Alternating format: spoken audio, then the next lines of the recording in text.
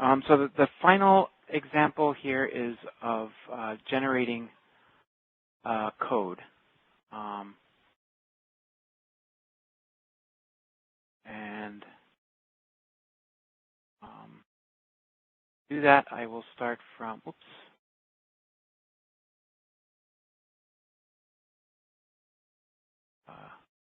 new project, component-based.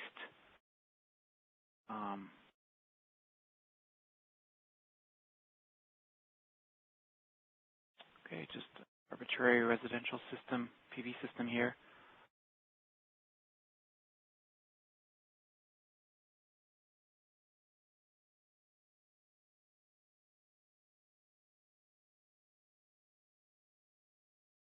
So the code generation commands are on the case menu under Advanced, and you can use SAM to generate code in 3 different languages. And I'm going to use Python here as an example first, and then I'll show the VBA example so you can see it as well. So Python is a general scripting language that has an open source interpreter, so it's handy if you want to do this type of script programming. So to generate the code, all you do is choose the language that you want to export the code in, and then specify a location to store the file. So I'll put this on my desktop. I'll put it in a folder. I'll just call it Python example.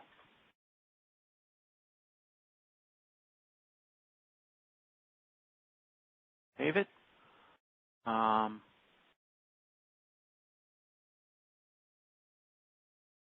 And now if I go to folder, example, there's 2 files that were created.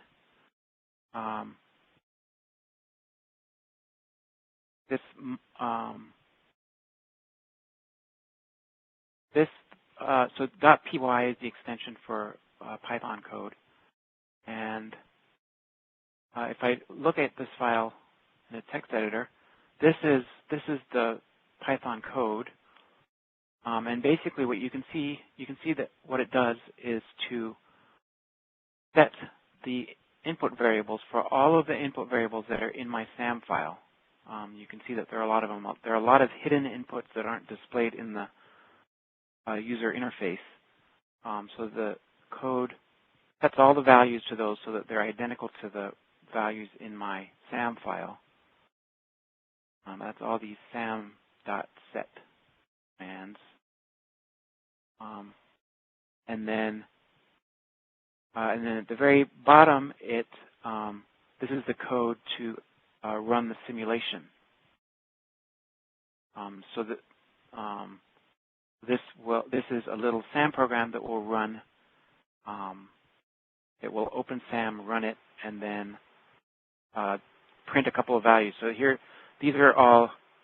Here's the Python command for printing the LCOE. Going to print the LCOE real, LCOE nominal, and net electric output of the system.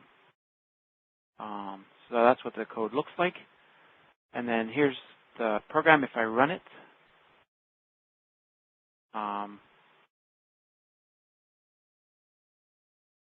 Let's see.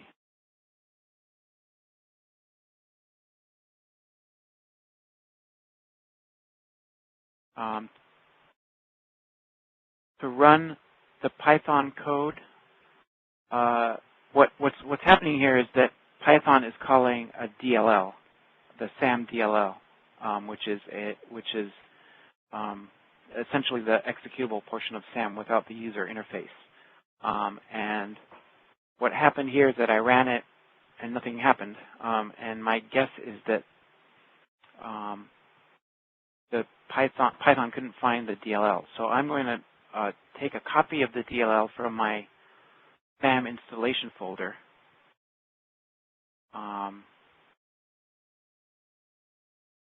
which is SAM-SIM DLL. So I'm going to copy it and put it in the same folder as my Python code. And now when I run it, hopefully it will do something more interesting.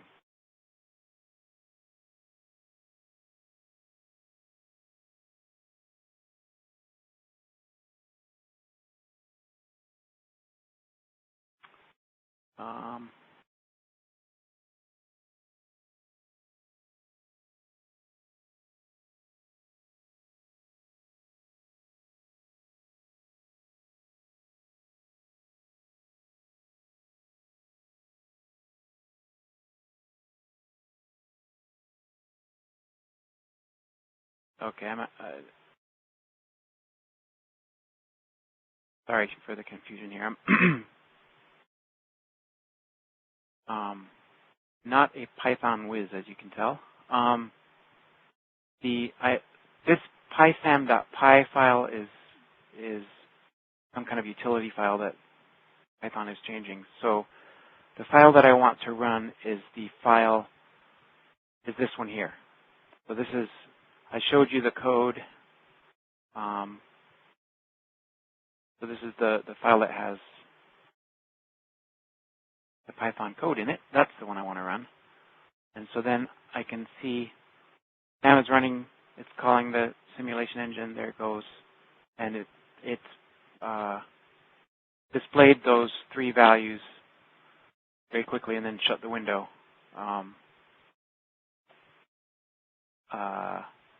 But that's, so I should be running it in a command window so that you can see what's going on. But hopefully you get the idea. So what I did is I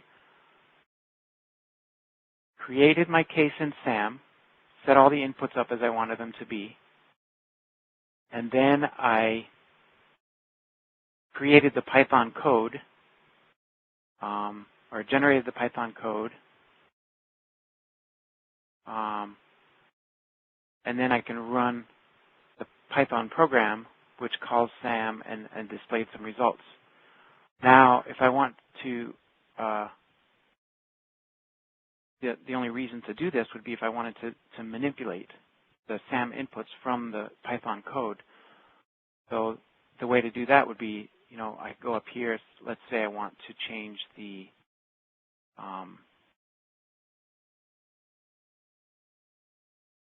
system nameplate capacity. So here's the line that sets the system nameplate capacity value.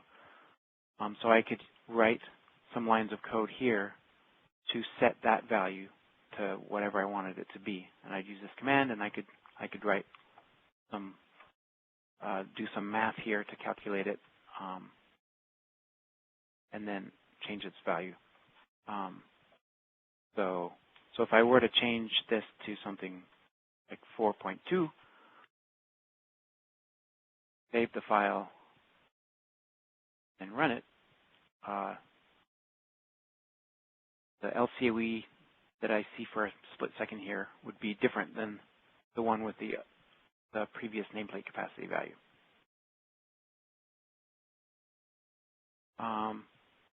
Let's have a look at some VBA. So case, advanced,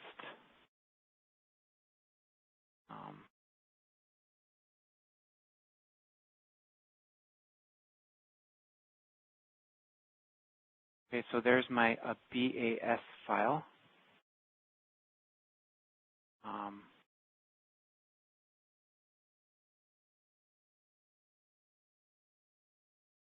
Looks like the way the VBA Code Generator works here, it generates a bunch of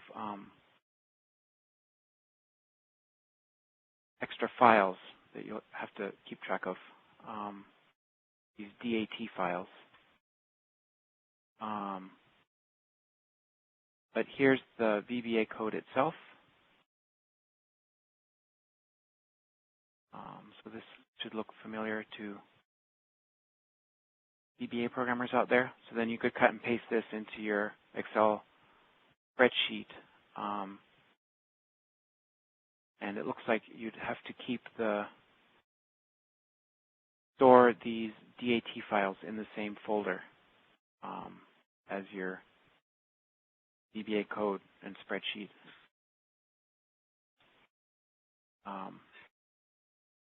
So if you're interested in experimenting with that, I would, trial and error and experimentation is always the best way to figure this stuff out. And as always, feel free to email me with questions.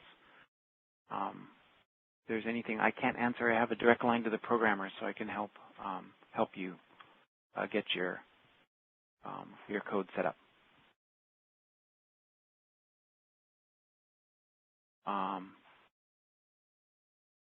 The other languages available are,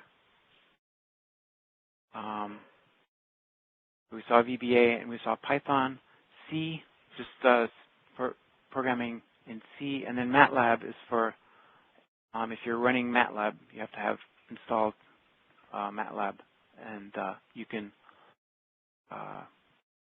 run SAM from MATLAB as well. Okay, so I hope that was a useful sort of quick overview, and I'd be happy to take any questions now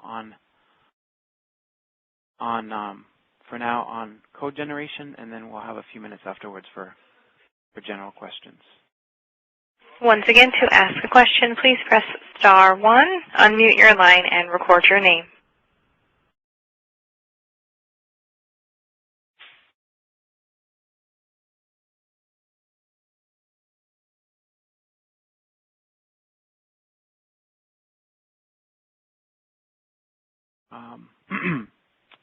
While we're waiting, I'll answer this quick question again about posting recordings. I'm sorry I'm being a little bit vague about it, but we're not sure how this is going to work. We're going to have some very large video files, and we're going to have to try to figure out what the best way is to distribute them. So please check the Google Groups website for an announcement of what we've decided to do with the recordings. Our current plan is to try to post them on the SAM website, but that depends on whether the site administrators allow us to do that. So probably will not be by today.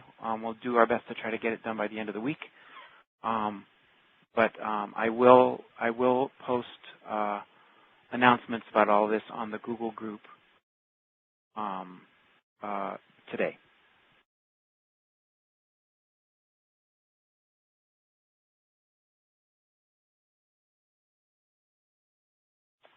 Okay, if there aren't any questions about code generation, are there any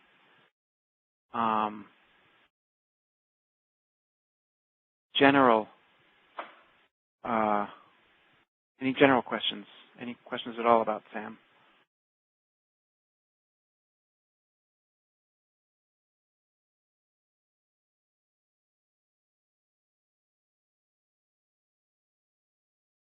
We do have a few questions. Raphael Hertz, your line is open. Just good afternoon, Raphael Hertz, Johnson Controls. Real quick question.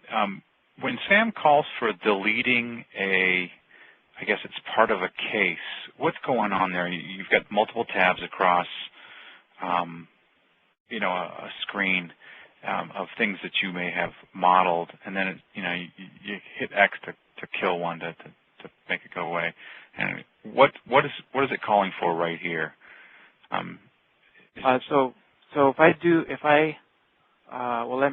let me add a couple of duplicates. Yeah. All right. Thank you. Okay. So now I have a project file with two cases, and if I want to delete a case, I've got a couple ways to do it. One is to click the X here, and the other is to choose Delete from the case menu. And when you do either, you get this little warning. And all this is saying is that if I click Yes now, this is going to delete the case, and you're going to lose any information that was stored in that case. So it's sort of analogous to the worksheets in a workbook. If you delete a worksheet, then you delete all the data that's on that worksheet. Does that answer your question?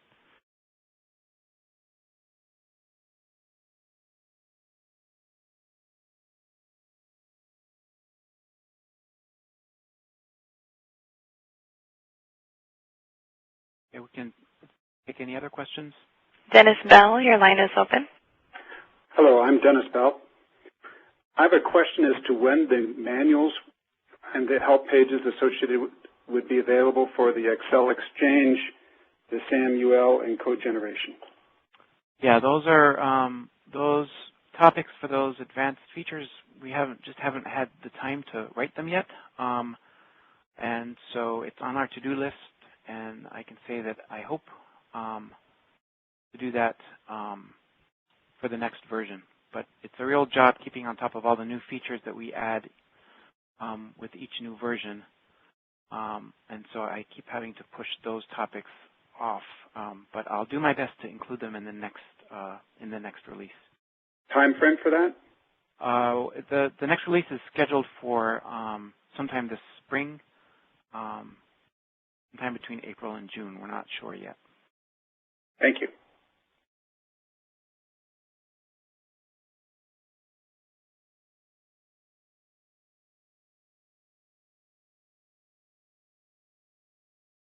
Other questions? Once again, to ask a question, please press *1.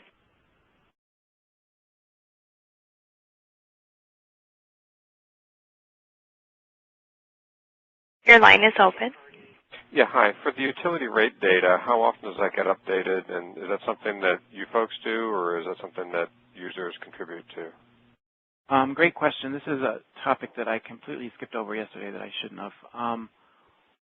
For residential and commercial projects, the utility rates, the retail rates, you enter them here on the utility rate page, and as you can see, you can enter anything from a basic net metered flat rate to time of use and tiered rates and so on. There's also this access to a database, the online utility rate database, right, which is maintained by the OpenEI project at NREL.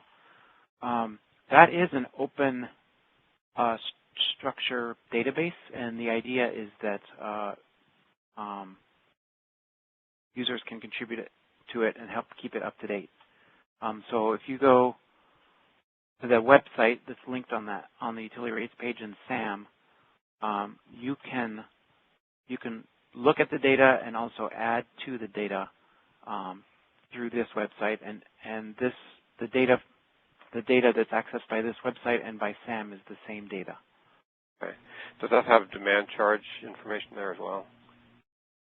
Yes, it should. Not all of the information for all of the rate structures from different utilities is complete. So there is, in theory, yes, demand charges are included. Just try to keep on top of PG&E as a chore. Yeah. And does, just a follow-up question, does SAM take into consideration demand charges when figuring out financials? So demand charges come into play, again, only for residential and commercial projects. Right. And when you specify a load. So for the demand charge on the utility rates page to be meaningful, SAM has to know what the peak demand is over different periods. And to do that, it needs information about the load, which you specify here on the load page. But it does figure out what sort of savings you would get on demand charges? Yes. Oh, okay. If you specify a demand charge and you specify a load, then yes, your results will the demand charge will affect your results. Okay. Thank you. Other questions? Caleb, your line is open. Yes. My name is Caleb, and I had a question in regards to the commercial PV, I think it's called the third-party ownership. When would you use that as compared, and how is that different to the first-year bid price under the utility market? The commercial third-party option, so this option here is actually identical to the utility IPP case, except that the third-party option does not include the constraining assumptions. So let me just explain what I mean here.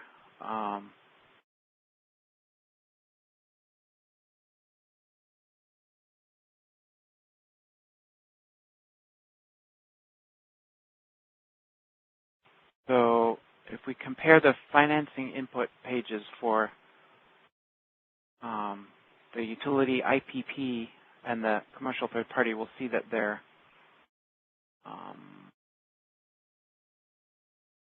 so this is third party, and this is utility IPP. The only difference is that these require minimum DSCR and require positive cash flow constraints are not available in commercial third party. So if you choose the IPP option and disable these checkboxes, then you've got the same, exact same, they're exactly the same.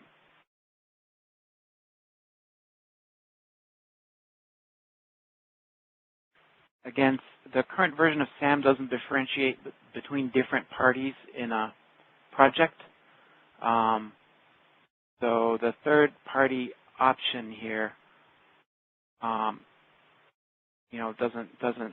doesn't report cash flows to different parties in the project.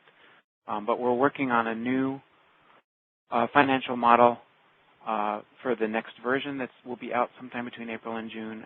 That does a little bit more detailed breaking out of benefits to different parties. Thank you. If you did queue up for another question, your line is open. Okay.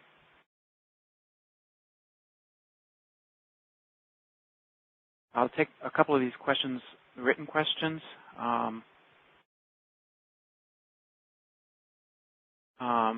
Regarding sub-hourly modeling, the capability will be available across all technologies. I think the trough. Well, I should say the capability will be available across all PV technologies. For the CSP technologies, sub-hourly modeling adds some complexity that has to be addressed in the code. So we'll have to wait and see. I know that the physical trough model is being rewritten now to accept sub-hourly modeling. And as far as I know, the option will be available for PV as well.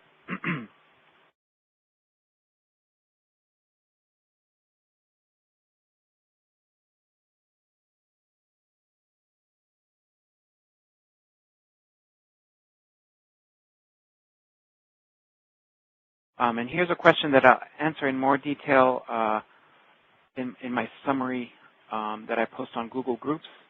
But it's a question about demand charges and whether you need load data or how important load data is.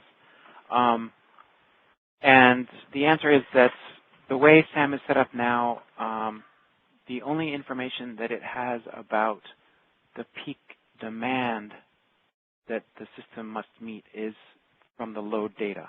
So you need hourly load data to specify, or for SAM to use to pick out the peak. And actually, you can specify the load data at higher resolution. So if you have 15-minute load data, for example, that will work. But unfortunately, you can't, the input page is not set up to just tell SAM what the peak value is and when it occurs. It has to read it from an hourly, a file of hourly load values.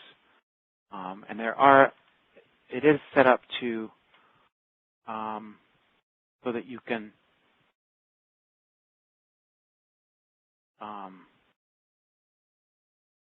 if you just have, if you don't have an 8760 data set, so if you don't have load data for the 8760 hours in a year, you can work from a table of daily load profiles. So if you have 12 24-hour profiles, so a 24-hour profile for each month of the year, you can enter that in this table. And then SAM just assumes that the load profile for each day in January is identical, and then the load profile for each day in February is identical. If you have hourly data, you can import that in this table, or copy and paste it from Excel. And then if you have sub-hourly data, you can change the time step here. Something's shorter than 60 minutes. And again, this is for load data that applies only to residential and commercial PV systems.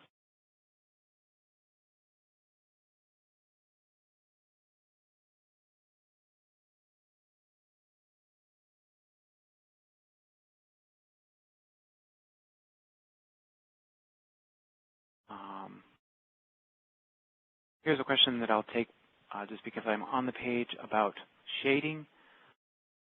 If you want to specify beam shading factors using the azimuth by altitude table, this is for PV, you can specify these in you can build this table at any resolution that you like by changing the number of rows and columns in the table. So right now it's 11 rows, 20 columns, but you can change that to any value you like.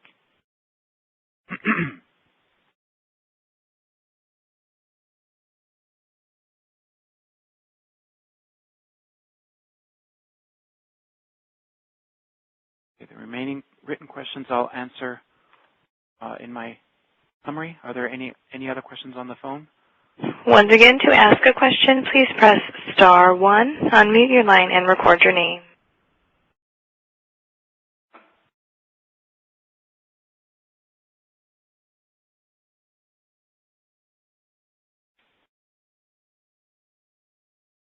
Okay. Did you have to ask a question? Your line is open. Please check your mute button. Up in Canada, snow is proven to be a bit of an issue in terms of PV installations. Do you know if the weather data that SAM is using takes that into account in any way? It takes it, yes. It depends on what impact of snow you're considering. For PV systems, the TMY2 data and TMY3 data, so if you use data from one of the NREL TMY data sets, there's a column for snow cover that tells SAM whether there's snow on the ground or not. And then on the array page, you specify 2 different ground reflectance values, one for ground with snow and one for ground without snow. So the simulation engine will use a different ground reflectance value depending whether there's snow on the ground. The question that I had would be more dealing with the fact that there might be snow accumulating on the panel rather than around the panel. So so that issue, so this ground reflectance it affects the amount of solar radiation incident on the array that's reflected from the ground. The issue of snow on the panel, and that could be snow or dust or anything else, that's accounted for using these derate factors. So if the best we can do to model that is to estimate what % of the time you expect the PV array to be blocked due to snow cover. So we have this. You don't link it to weather in any way, so you would have to do that manually outside of the system and then input that. That's correct. Into the due rate. And can that be done month to month? Unfortunately, no. There's a single D-rate factor that applies to every hour of the year. We have had requests for monthly D-rate factors, but that's not a capability in the current version. I see. Thank you. Mm-hmm. We have no further questions at this time.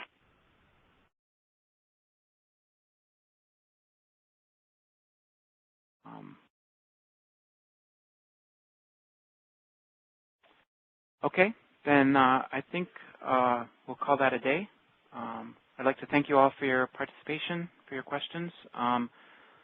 If you have any other questions about the sessions, please feel free to email them to me at the Solar Advisor Support website or the discussion board at Google Groups. Thank you again for your participation. Thank you for participating in today's conference. You may disconnect at this time.